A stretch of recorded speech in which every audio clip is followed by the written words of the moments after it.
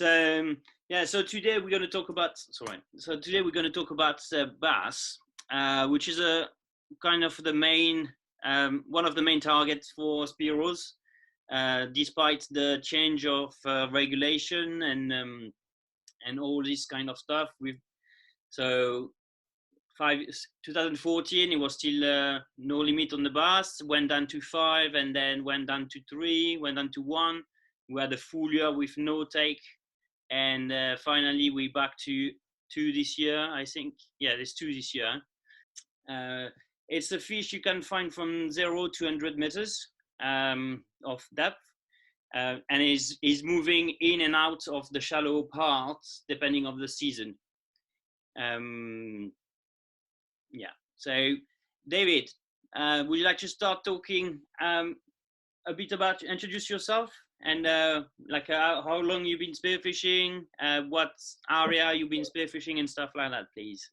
I started spearfishing when I was 18, I would say. I was surfing for many years before that, and years before that I played water polo and I swam in the local club. You know, my whole life has been around water, from swimming to water polo to spearfishing and surfing in between. I wouldn't want to live too far from the sea, and no more than any of you lot would, really. I don't suppose. You know, it's a great place to be here in Devon, Cornwall, wherever you're from. I don't know where everybody's from, so I've got no idea. I started spearfishing when I was about 18 and got very, very interested. I'd actually put an aqualung on my back when I first started diving and didn't enjoy it. I felt there was something to it. You know, you could teach a monkey, I felt, to swim around on the bottom with a bottle on your back and pick up bits and pieces. So I wanted something a little bit more enduring.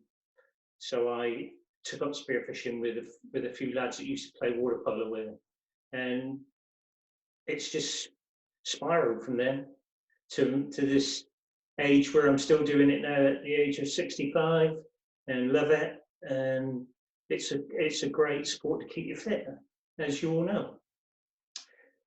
I can distinctly remember exactly where I caught my first big bass, and it was with a borrowed gun. And I've got a picture of it. I haven't got it here now, but I've got a picture of me holding it outside my mate's house. Terrible shot, right through the guts. But it was about, I think, I'm going to say it was about £9, with an old Jaguar spear gun, just like they use in the James Bond films. Mid-handled gun, you know, probably use it more to beat the fish to death now. It's so heavy and cumbersome, and you shoot from the hip. You know, it's horrible. I couldn't use it now. Was it one with a spring, or it was still no, compressed air? Compressed air. Okay. It was compressed air. It was compressed air, but it was horrible, heavy. In fact, the guy who lent it to me still uses the same guns to this day to go spearfishing. He's 81. He doesn't get in the water a great deal, but he still uses the same guns. They're really, well, they're antique, you know. And you obviously, at some stage, you may have seen one, you know. Yeah. Branscombe was was where I caught the first big bass. Between Sidmouth and Branscombe, there's a big fault in the cliff face. It goes up to a village up behind, and just below that there's a lovely reef there, and that's where I caught it. And it was, well, it's highlighted my life really to start with. You know, I thought the first big bass. So right, how long was it after your first spearfishing experience you caught that bass? Couple of years, a year? Probably a year, I would think. A year, I would think, roughly. I would guess. I don't know. I can't remember. But it wasn't. It certainly wasn't in the early days, because in the early days I used to say, if I can't see the bottom, it's too deep. Nowadays, if I can see the bottom, it's too shallow. So, you know, it was back then. It was perfect ground. As I would know bass, it's sand patches, loads of kelp, you know, where the bass can just stick their bodies back underneath and peer out. Big rocks, perfect, absolutely perfect. This one was free swimming away from me, and I just shot it. And as I say, it was a terrible shot. You know, I showed you the picture. You can see his guts hanging out. It was awful, really. But hey, I was about 19. You know, although I was a good swimmer, and you know, I could hold my breath reasonably well. You know, my ability to spearfish was pretty limited. Like it is for all of us, isn't it? When we start, Joe. Yeah. Yeah, it's all the same story. You know, you need to start at some point. I just wonder. I thought you were a member of the club of the Exeter Spearfishing Club. It had been for a long time, Yeah. or Yeah, I was probably been a member of that. Well, been involved with the club for probably I should think at least 40 years, at least, if not longer. okay. 18, 28, 38, 48, 58. Yeah, about 40 years roughly. It was a thriving club for a long while, but like a lot of things, you know, people got their own views on club activity, and it just like moved apart, really. Okay. I was still, to this day, I would still love to get it going again. I still got the account and everything. It's all there. It's just a matter of trying to get it all running, you know. But it's not run by one man,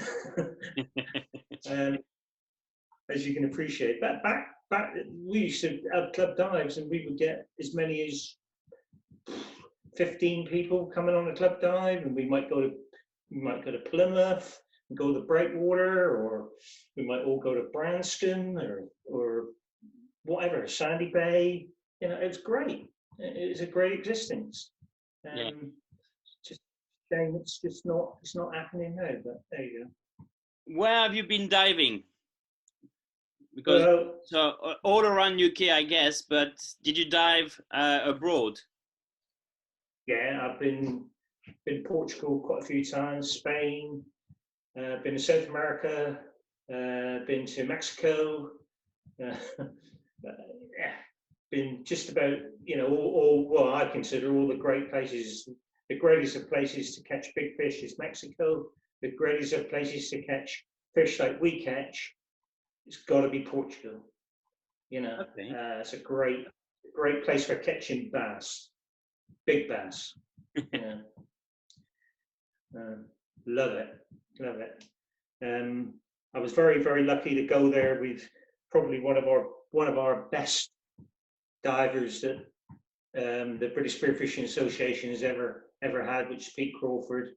I spent several trips with him going to Portugal.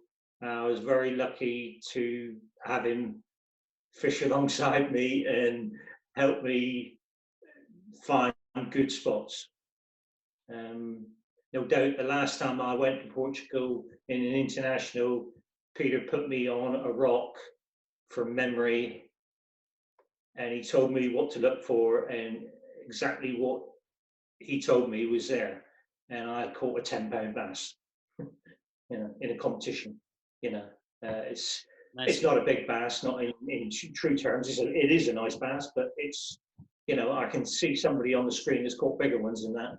You know, but there you go.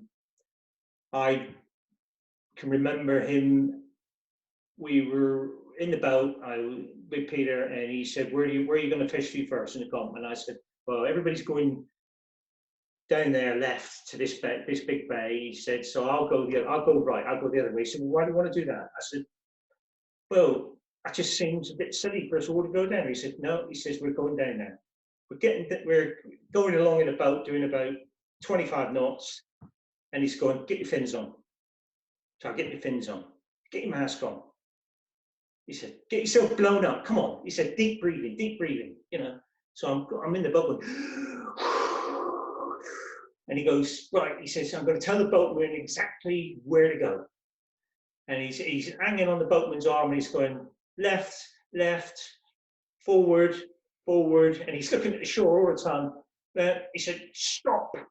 He goes over the side. He said, there's a big rock. It's got a big white spot on the top. Go down the side of it. He said, there's a big split in the side of it. He said, 20 bass will swim out of it.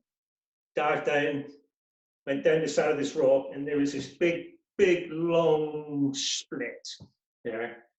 And sure enough, about 20 10-pound bass just went cruising out. That's spot, you know, and they were all gone. But that's the knowledge of a man who is probably the best diver of this country. He's the George Best of spearfishing. Okay. Yeah, he's one of the best guys I've ever dived with. You know, when he was alive, God bless him.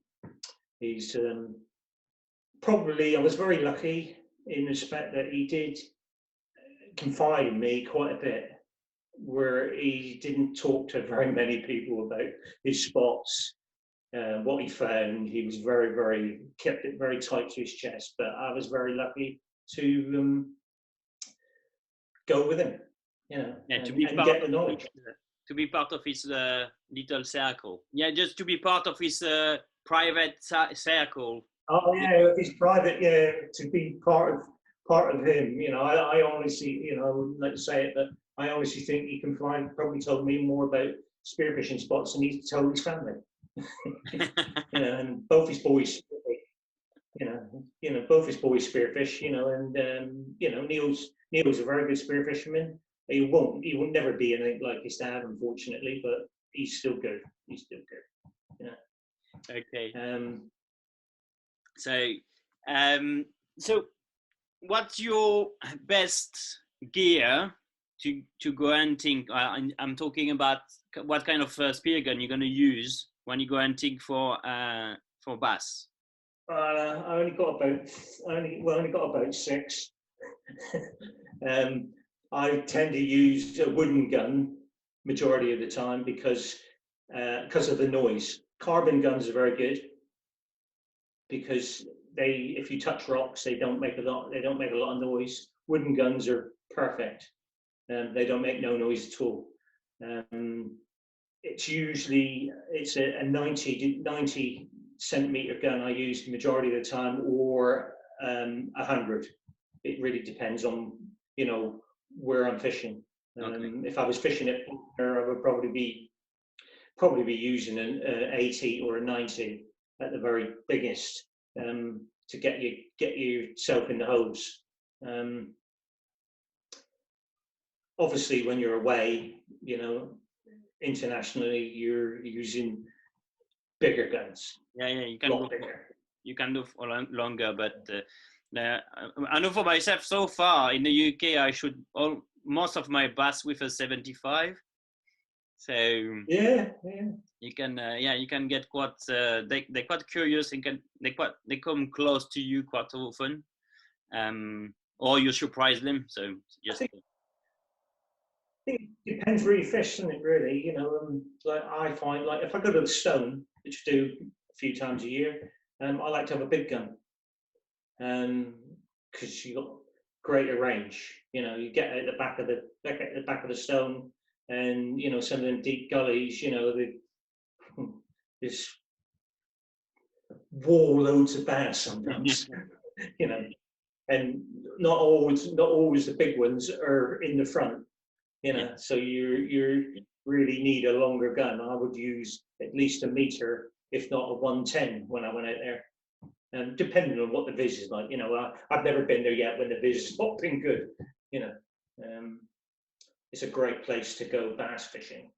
You know, unfortunately, there's a lot of people do it now, and it becomes it's overrun at times. It's a hot spot. I think you need to go early to go early in the day or late in the day to be a bit on the quiet.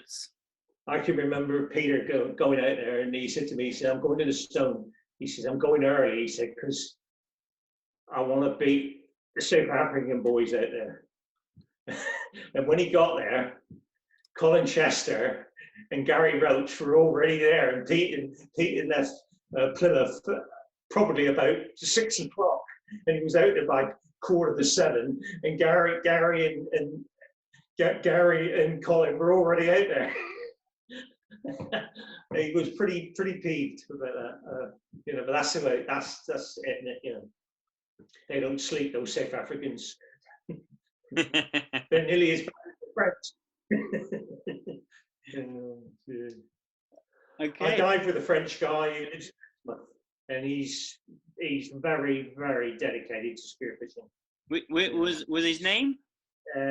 He's called Oliver, but I've been diving with him for about 6 years now, and he's, you know, he's good. He's good, very good. You know, he's not only good with a spear gun; he's good with a fishing rod. Okay. You know, we go out. We always got fishing rods in the boat. Yeah. And if the water gets dirty, the fishing rods come out, and he beats me at that as well. Okay. So can you give us an example of one ground and which technique you're going to use on that ground? Okay, let's take Straight Point, Sandy Bay. It's a very difficult place to fish unless you know what you're doing. Lots of splits, lots of cracks, lots of places that have got nothing in them. Okay. Nothing in them. But there are bits which are extremely good that have got overhangs and sanding underneath, which is perfect, and it's full of small fish, small pout, you know, for them to eat. I would be using my 90 or 80 centimeter gun there because of getting it in and out of the hose. Yep. Now, if I was going to go to Torquay and I was going to fish the Orstone, where it's a lot more open, there's big sandy patches, wide gullies rather than narrow gullies like you get at Sandy Bay. So you know, to a degree, when the water's clear, you do need a bigger gun. Yep. Plymouth is the same. When I go to the Breakwater, I would use a meter. I would use a meter gun because the fish are usually running to and fro on the edge of the Breakwater. Sometimes they're up in the shallows, but you know, you need a bigger gun to catch the fish. Yeah, especially if the water is clear on that day. Yeah. It's when the water's too clear, it's difficult to catch them. You know, I like a little bit of colour in the water if I can, really. You know, yeah. Then they don't see you. So on these spots, you're gonna do more like cave spearfishing, or it will be more like a aspetto, like going down, waiting for the fish to see you. Sandy Bay, I fish as you look inshore. I would fish the left-hand side. First of all, I would spend quite a lot of time laying on the bottom up against rocks, waiting and looking, because you do get lots of bass shoaling up. Sometimes you will get, you know, shoals of 8-9 pounders. Sometimes, not always. But after I'd done that for probably hour and a half, then I would start looking in hose after that. Obviously, because I go there quite a lot, and because I've fished it a lot over the years with Peter and now with Ollie, we've got lots and lots of little GPS marks, which we just pull up on, drop a marker on, move the boat away, come back, look in the holes. We might have 2 or 3 holes quite close together. It's a difficult one to call at Sandy Bay because you can go there and there's no free swimming fish. There's loads of mullet most of the time, not always bass. And then you might go there sometimes and there's loads of bass, but they're all like this, you know. Yeah. And you wouldn't even put them on a juveniles. You know. Yeah. Okay. Do you find that the in what range of depth did you find most of your bass in the UK? I'm not talking for Portugal, but for the UK, what's your range? I would say that most of the bass that I catch are in less than 10 meters of water. Less than 10 meters. I've caught a lot of big bass in 3 meters of water in kelp. Okay. I don't know. Branscombe is a great place. I can remember shooting a 10-pound bass at Branscombe, and I had the handle of my gun out of the water, like that, because it was below me and it was so shallow, like poof, you know. It's because you know there's no laws to how deep you've got to dive to catch bass. You talk to Kevin Daly or some of those boys up there, and they'll all say, "Oh, got to dive deep," and all this. But I dive on the odd wreck, the one out of Teignmouth, and it's only 15, 14 meters, 14 meters on the bottom of the tide, and we catch bass on it, but we never catch big bass on it, I would say that most of my bass are in less than 10 meters of water. Less. Okay. Yeah, it's what I kind of seeing. I've been diving some of the deep wreck on 20, 25, even 30 meters. So you find the pollock. Yeah. You're gonna have for what I've seen so far, you're gonna have the odd bass cruising, but I didn't see any big ones yet on these wrecks. On the deep one, like at the opposites, I did the Gems, Egan Lane, and I found some big ones on it, which is a wreck in the top is 12 meters, bottom 20 max, so it's quite shallow. It's quite shallow. Well, the Egan Lane does hold some nice bass. Yeah. Especially at the bow end, isn't it? If you can get there before the guys get there with the aqualungs on, you've got a chance of shooting a nice bass. Exactly. You've got to go there. Go there early in the morning to beat them. It's a spot I love, absolutely love. And I was funny enough, I was taken there by a guy who lives in Bodmin now. Dave Thomason. He's took me there one day, and I'd never been there, never wanted to go there. But God, Jesus, I think, why have I not been here? It's a great nice little chunk of wreck that holds a lot of fish. Yeah. I've been diving it a lot. The first one to take me there was Marty Palmer. Maybe you know him. Yeah, Marty. Yeah. And it's got a nice place to be. Clark is asking, does the tide gonna influence, the strength of the current gonna influence the way you're hunting for the bass? The current, the tide, yes, gonna change the style of hunting you're gonna do for the bass? Oh, absolutely. I got a hole at Sidmouth that the fish are always laid up into the tide, and if you go the wrong side, if it's flowing right, and you come in from the right, you're going to come nose up with it, you know. And the last thing you want to do is you stick your head in O, and the bass is looking straight at you. You know, you really want to be coming in from behind, and so he doesn't see you, very quietly. Okay. Yeah, so the tide makes a big difference. Year before last, I missed a big bass at Branscombe through being stupid,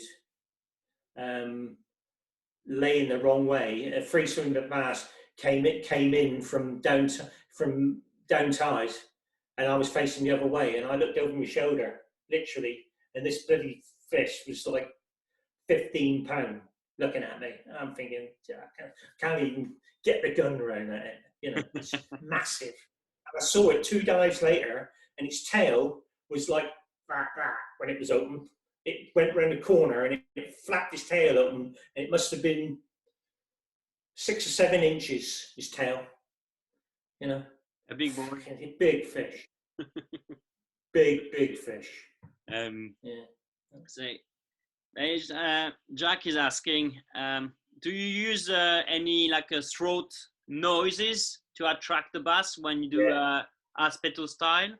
Is that a legend, or is that something that's work? I totally agree with it. I think it's something. It's something that definitely attracts a fish. You try it. That's what I say. And you know, there is this big talk now about fish clickers. I haven't seen one, but there's talking of anybody got one? You know, the clicker, yeah. I've seen them talking about fish clickers on Facebook, but I don't know what they look like, and I don't know what they sound like. I got my own ear in my throat. Got my own fish clicker. Yeah, Jack is asking, can you give an example of the kind of noise you're doing with your throat? Can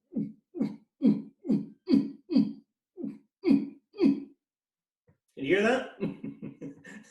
Yeah, he got it. Got it. Brilliant. Yeah, that's.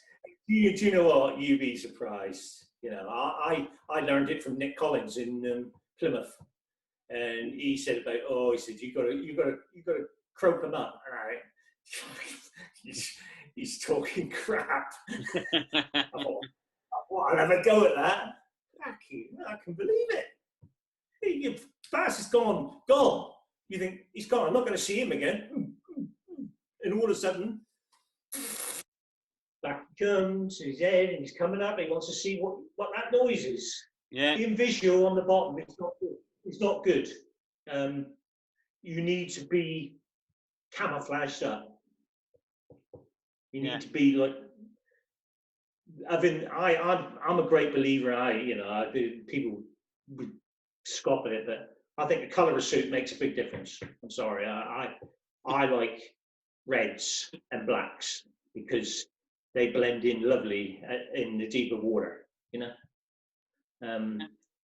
Greens, I like greens and browns. I'm not a great lover of black anymore, but there are people you go on YouTube and watch some of them boys in the Med catching the big grouper, and they wear all sorts of colour suits: black, grey, red. Yeah. Doesn't seem to affect it. No. I'm a bit.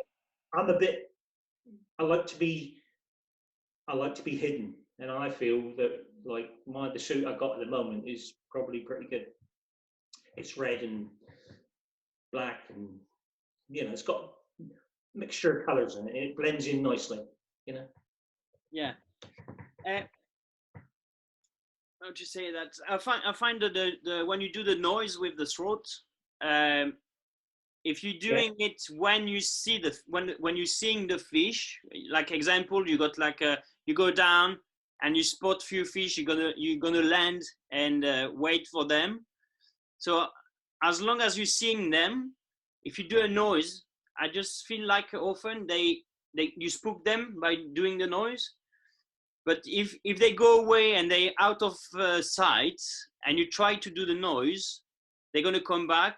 Or if you land somewhere where there is nothing coming in the first second, I do the noise and then I just wait, and it seems to attract the fish a bit more. Yeah.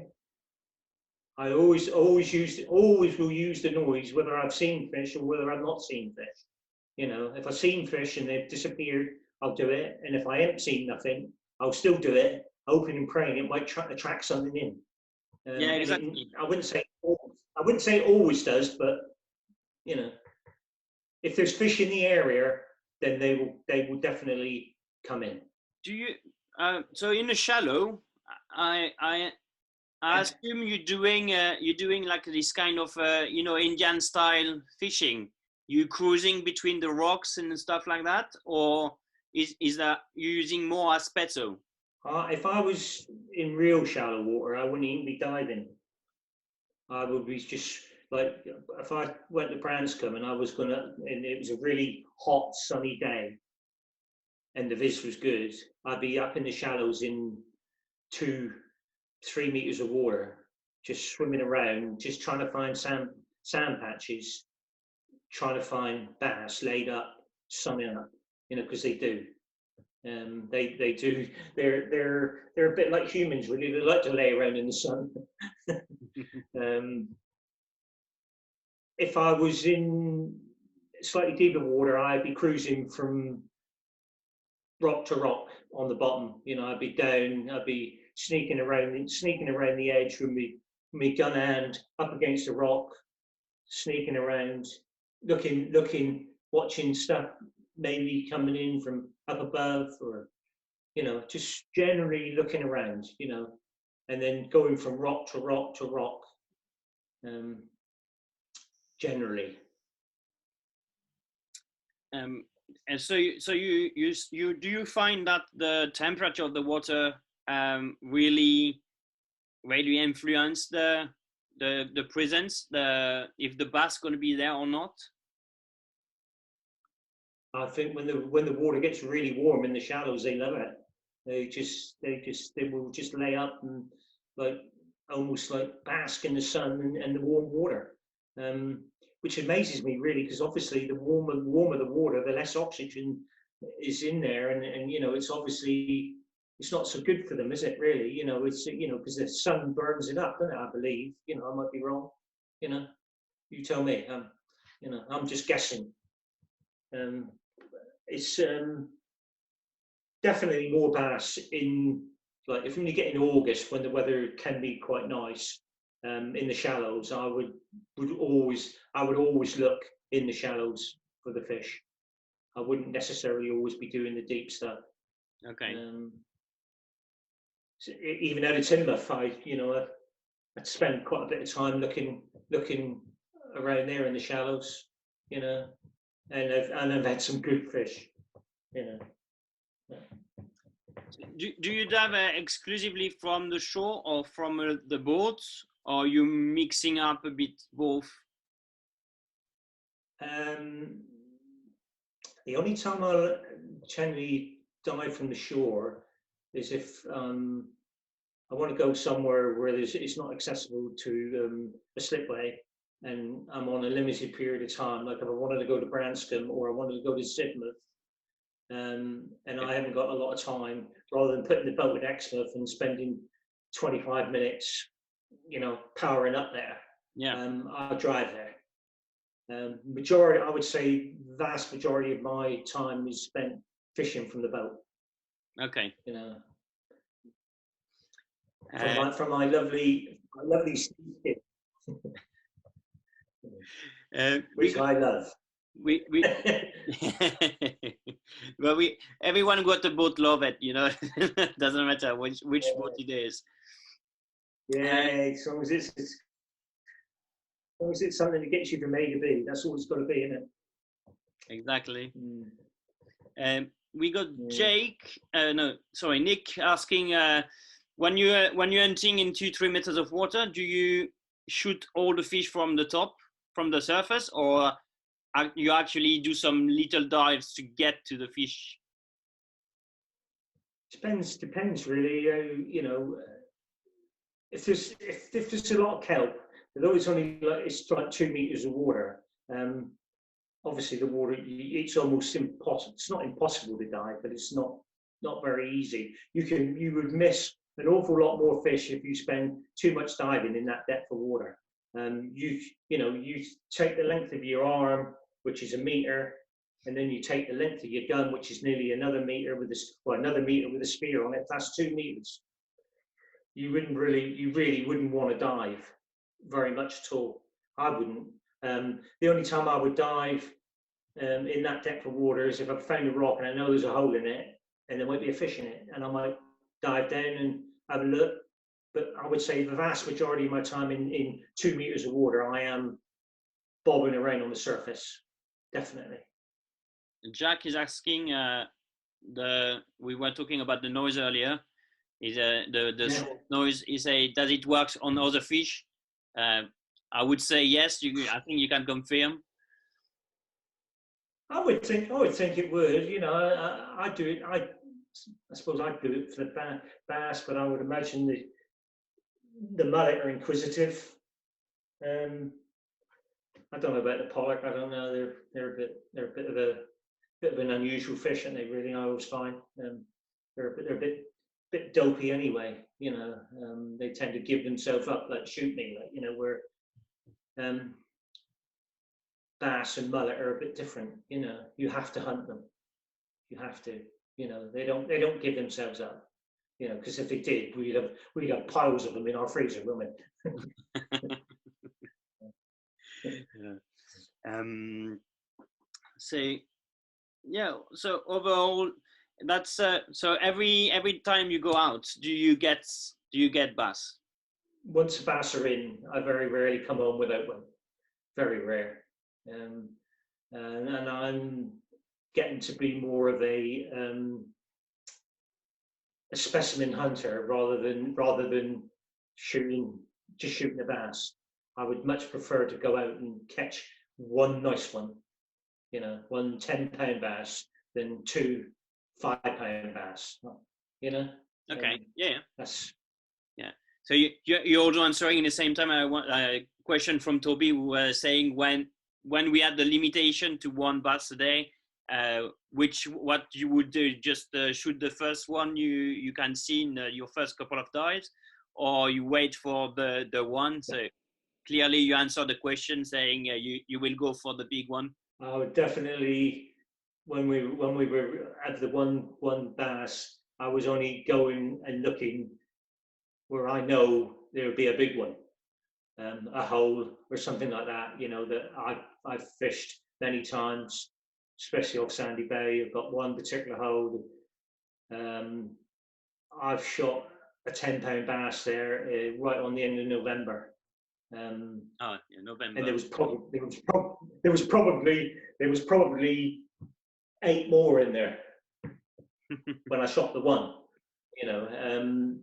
So that's what I would. When you're on limited stops, I'm going to find the spots where I know I'm going to shoot a big bass. Yeah. I wouldn't go out and just shoot the first thing I saw. I just wouldn't. Do you find the bass? Like, Joe?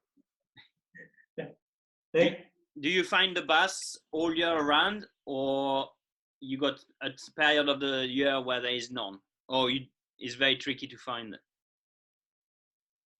They're very difficult to find at the moment, this time of the year, because the water's still not really warm enough, is it? It's got to come up to about 12 degrees before we start to see, the good run of fish. Everything below that, they don't seem to come inshore. They're there. They are there. Kevin Hanger, who lives in Dorchester, he's a professional fisherman now. He's a diver, and he's up there now catching 2 or 3 boxes of bass a day. Yeah, on the rod and line. They are there. Yeah, rod and line. Yeah, but they're offshore. They're not where we want to be. And certainly where he's fishing, you wouldn't want to be out there diving. The tide's going at about 10 knots.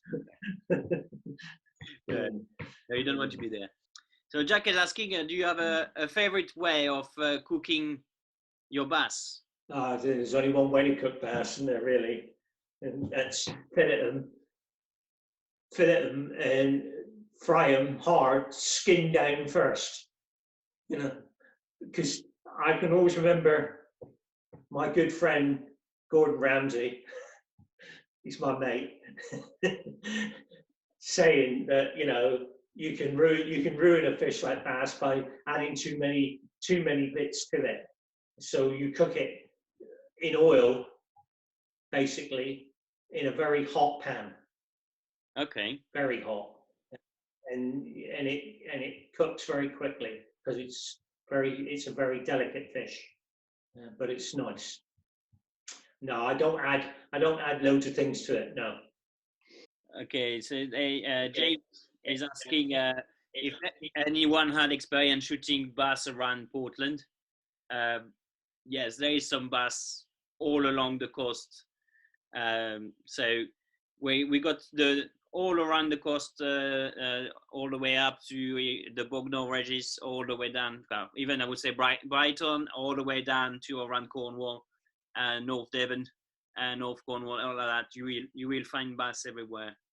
They're not. There's bass everywhere.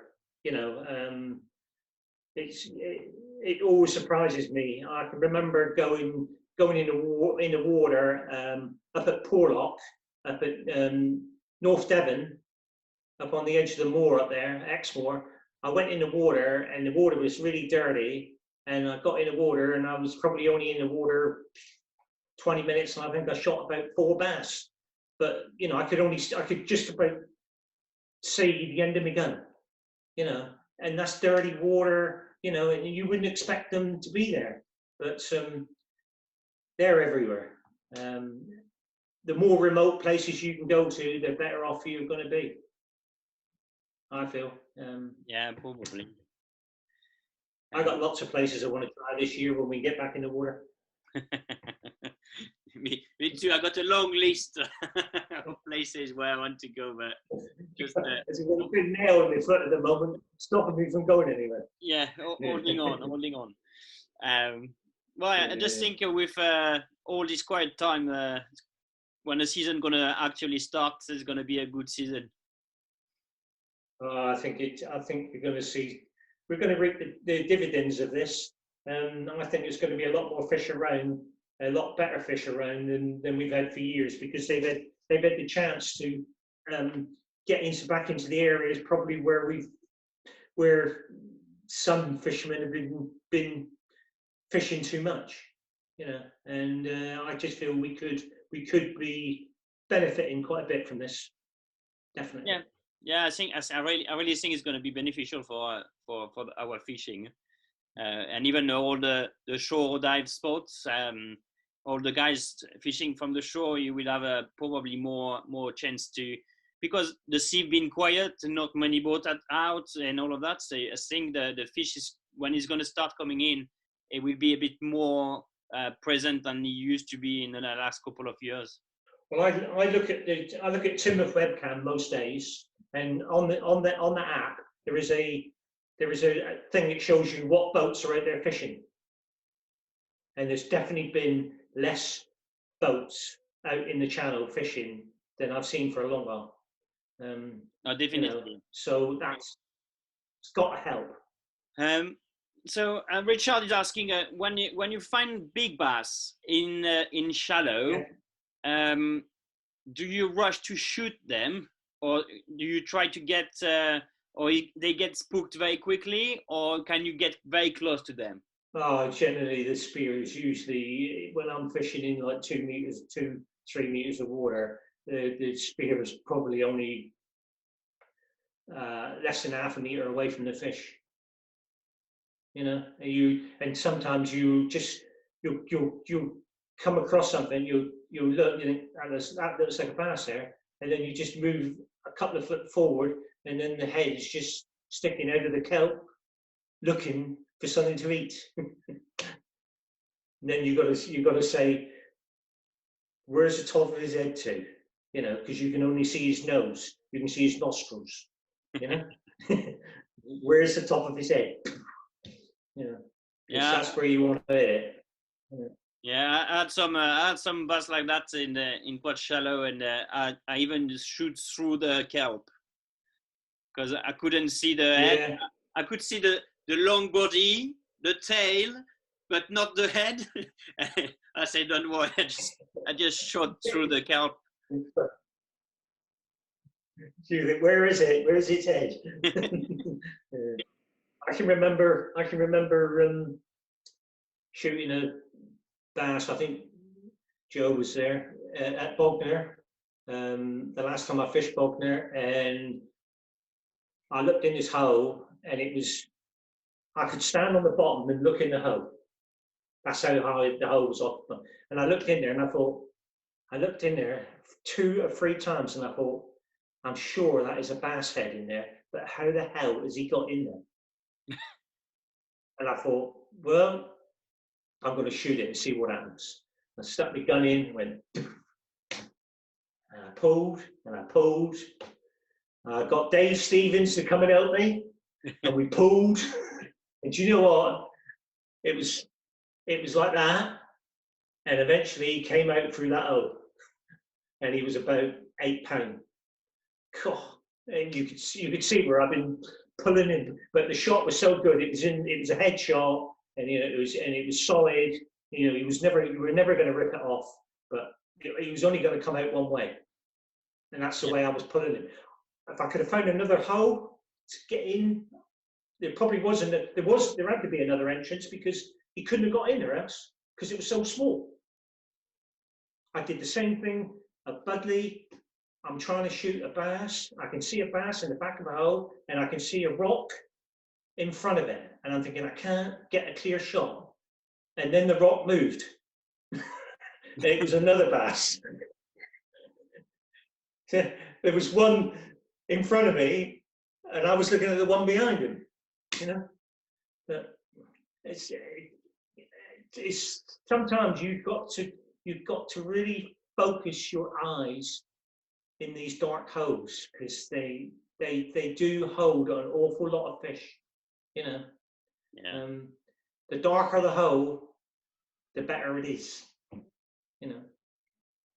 I keep putting this video on. I suppose everybody's seen it about the Lobster Hotel. Yes. Have you seen it? Have you seen it? Yeah. It's such a great hole, and sometimes you can go there and you look in there and you think there's nothing in there, and then you go and get the torch and you go like that and think, yeah, there's an 8 pound lobster in the back. God, I tell you what, if I had a pound for every lobster I took out of that hole, bloody hell, I tell you what. And I found that by mistake. It's in 5 meters of water. Okay. Sometimes the top of the rock is actually sticking out of the water when I get there, and I think, oh God, I know, you know. And I can go over the side and I can look in. God, it's just unreal. I don't like lobster. That's a lie. Yeah, Jack is asking, do you use a lot the torch, or does the torch is spooking the fish when they are in the caves? I probably use a torch more when I'm away abroad fishing rather than at home. I'm not a great lover of torches. I do think they do spook fish, but sometimes you do need it. You know,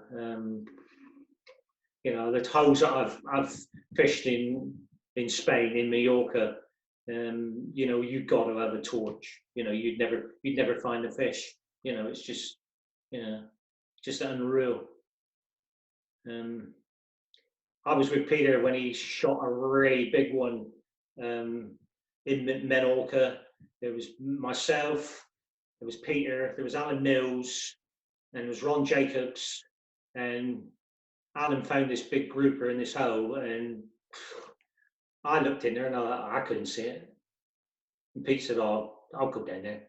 And he took his torch. It's about 20 meters of water, and he disappeared. His feet disappeared in this hole. And he said, "I never went right in." He said the hole went in. It went over a lump, and then he said, "I went flick the torch on." He said, and the fish was looking straight at me. And there's a hole in the side of the rock. It was a floating torch. He put his hand out the side, let the torch go. The torch went to the surface. And when he pulled the fish out of the hole, bearing in mind it was my gun that he used, because my gun was on the top of the rock, and he said, "I'll use your gun to shoot it." I'm thinking, oh my God, you know. And when he pulled it out of the hole, I thought, oh, it's a nice little fish in it, you know. And it got bigger and bigger and bigger and bigger. And the picture I got of him is him with it over his shoulder with his head looking at you.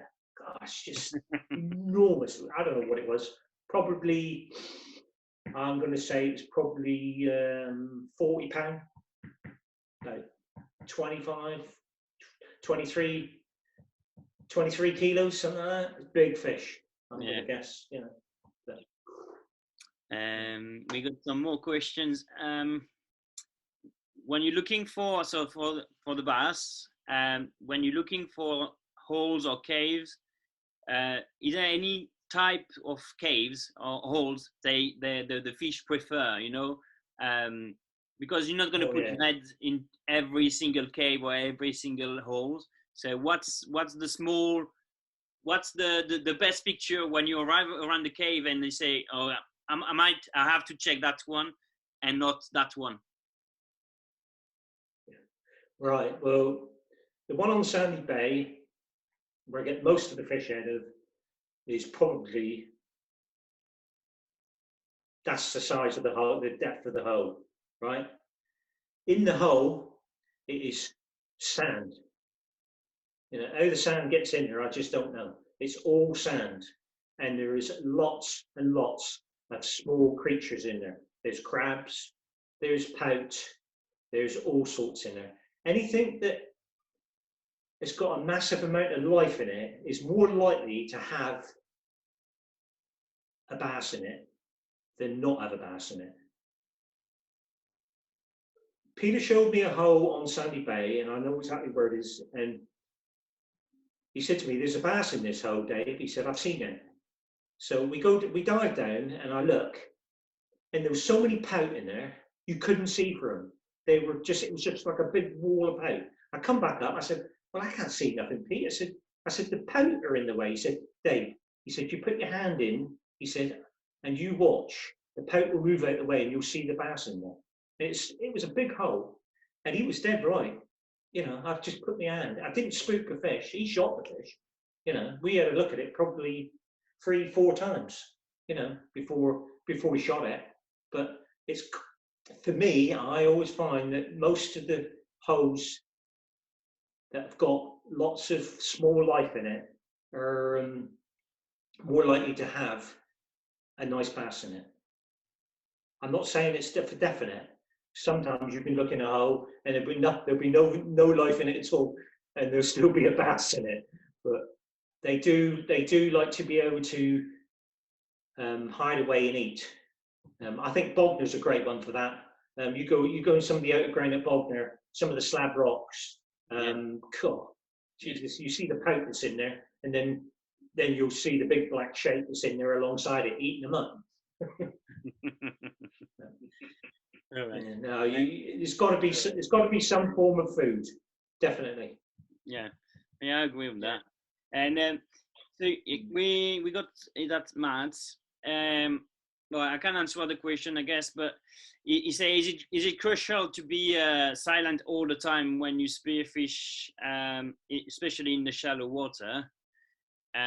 Yes, you need to be silent. More noise you do, unless there is some technique where you need to be noisy, but most of the time, the less shallow it is, the quieter you need to be, because if you're too noisy, you're going to spook any fish like 10 or 15 meters around you. Even putting the anchor down for the boat. put it down quietly. You know, if you chuck the anchor over the side, you spook everything within 100 meters of you. Yeah, exactly. But I'll just tell you this, all right? This is gospel truth. When I was about 25, we all went to Branscombe one day in a boat, right? They put the anchor over. I fell over the side with my gun in my hand. I went, loaded my gun. I went, and shot a bass right beside the boat. After falling in, you would have thought he would have gone. But hey, I would say the rule of thumb is the quieter you are, the better off it's going to be. You know, do not ramble around kicking things, banging rocks with your gun, and you know, that's why I like my wooden gun. If it touches a rock, it doesn't make a metallic sound, and the metallic sound is what will frighten the fish away. Definitely, you know. Yeah, I agree 100% with that.